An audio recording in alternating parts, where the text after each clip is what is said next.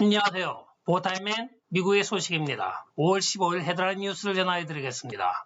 보타임맨 마스크 착용 의무 조항에 대하여 백악관, 의회, 그리고 CDC가 각각 다른 견해를 내고 있습니다. 백악관의 경우에는 조 바이든이 착용하고 안 하고는 각자 개인의 취사 선택이라고 이야기를 하고 있으며, 하원에서는 낸시 펠로시는 비록 백신을 맞았다 할지라도 의회에서는 무조건적으로 마스크를 착용해야 한다고 이야기를 하고 있습니다. 한편 CDC는 백신을 2차 접종까지 마친 사람들은 마스크를 착용하지 않아도 되고 백신을 맞지 않은 사람은 마스크를 착용해야 한다고 이야기를 하고 있습니다. 따라서 이렇게 이 세 가지 서로 다른 마스크 착용에 대한 의무 조항이 우리 일반 시민들로서는 상당한 혼란을 야기하고 있습니다. 무조건 마스크는 하는 것으로 통일이 되는 것 같습니다. 전직 특수부대 장교가 188개월의 실형을 선고받았습니다. 그는 그린벨의 출신의 대위로서 14년 동안 러시아를 위하여 스파이 행위를 하면서 특수부대 내의 요원들의 명단과 또한 포섭이 가능한 요원들의 명단을 러시아 측에 넘긴 것으로 전해졌습니다. 이에 따라 오늘 군사법정에서 그에게 188개월의 실형을 선고하고 관타나모로 옮겼습니다. 조국을 배반한 대가가 188개월이라니 좀 작은 것 같습니다. 4만 명의 불법 중국인 미국 내 체류자들에 대하여 미 국무성이 중국 측에 이 4만 명의 추방에 대하여 통지를 하였습니다. 그러자 중국 측의 대답이 걸작입니다. 우리는 그들에 대하여 전혀 모르고 있으며 그것은 우리 소관이 아니니까 니들이 알아서 하라고 답변을 보냈다고 합니다. 자국민에 대하여 전혀 아무런 조치도 취하지 않고 있는 역시 중국답습니다. 공화당 하원에서 134대 46으로 스테파닉 뉴욕주 하원 의원을 공화당 회의 의장으로 선출하였습니다.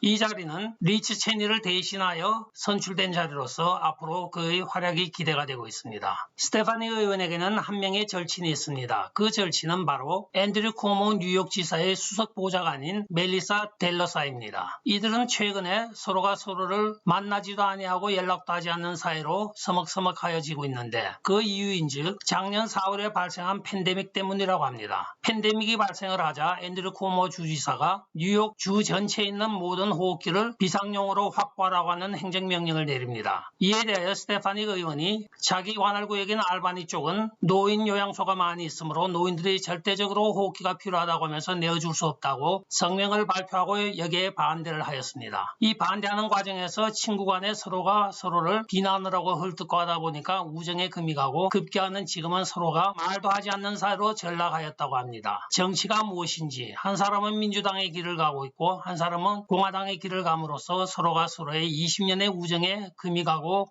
끝장이 난 것입니다. 바이든 행정부의 백악관 경제수석 보좌관이 진짜로 띨빵한 건지 이해가 가지 않습니다. 세실리아 로즈라고 하는 경제수석 자문관이 4월 일자리 보고서에 대하여 논평을 하면서 26만 개로 줄어드는 일자리는 올해 3월 달에 부활절 때문이라고 이야기를 하고 있습니다.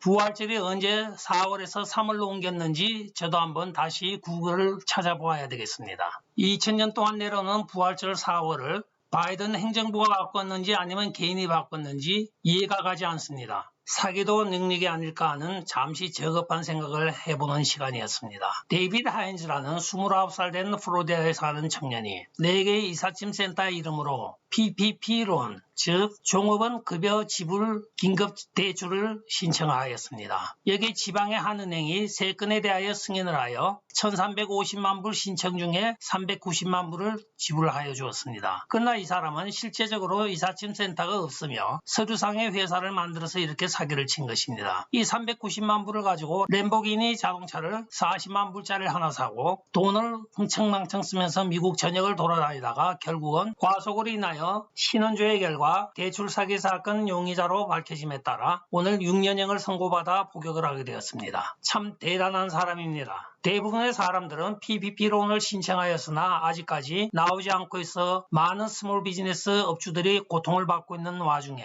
참 능력도 대단한 사람입니다. 미시간 주지사 위트머에 대한 그 사건의 내막이 나낱이 밝혀지고 있습니다. 파도 끝이 없는 비리의 연속이 되고 있는데 그간의 대변인의 발표에 따르면 납세자의 돈을 사용한 것도 아니고 무상 기부를 받은 것도 아니고 합법적으로 다녀온 것입니다 하고만 이야기가 되었습니다. 그러나 오늘 지방 언론의 통로에 따르면 27,000불에 해당하는 항공기 대여료를 비영리 재단법인인 미시간 트랜짓 2019이라는 재단으로부터 다크머니로 지급이 된 것으로 밝혀졌습니다. 한편 이 비영리 재단법인은 위트머가 2019년도에 855불을 기부하였던 비영리 재단인데 여기에 27,000불을 더하여 이 비행기 사용료를 지불한 것입니다. 이에 대하여 미시간주 공화당 의원들이 비영리 재단법인 회계법에 어긋난다고 하면서 즉시 사건을 수사해야 한다고 발표를 하고 있습니다. 날이 갈수록 점입가경으로 치닫고 있는 위트머 사건입니다. 최근 우주개발 계획에 의하여 앨런 머스크가 소유하고 있는 스페이스X가 26억 달러에 해당하는 나사와의 계약을 체결하였습니다. 그러나 브루오리진은 궤도에 아직까지 위성을 올려놓지 못한 실적 때문에 자격이 미달이 되어 그 계약을 따내지 못하였습니다. 이에 대하여 보상적인 차원에서 켄트웰이라는 워싱턴주 상원의원이 100억 달러에 해당하는 제3계약업체 증진법이라고 하여 앤드리스 프론티어 액트라는 새로운 법안을 내놓고 100억 달러를 책정하자고 상원에 법안을 제출하고 있습니다. 한편 내역을 가만히 들여다보면 2020년도에 제프 베이조스가 마리아 켄트웰 이 상원의원의 선거본부에 59,000불을 쾌척을 하였습니다. 즉 주고받고입니다. 명목상으로는 5년 내에 미국 우주 비행사가 달에 착륙하는 것을 목표로 한다고 하지만 실제적으로 주고받는 어떤 이해관계에 불과한 것입니다. 한 번도 궤도에 아직까지 위성을 올려보지도 못한 브루오리진이라는 회사가 5년 내에 달에 사람을 착륙시킨다고요? That's nonsense 라고 이야기들을 하고 있습니다.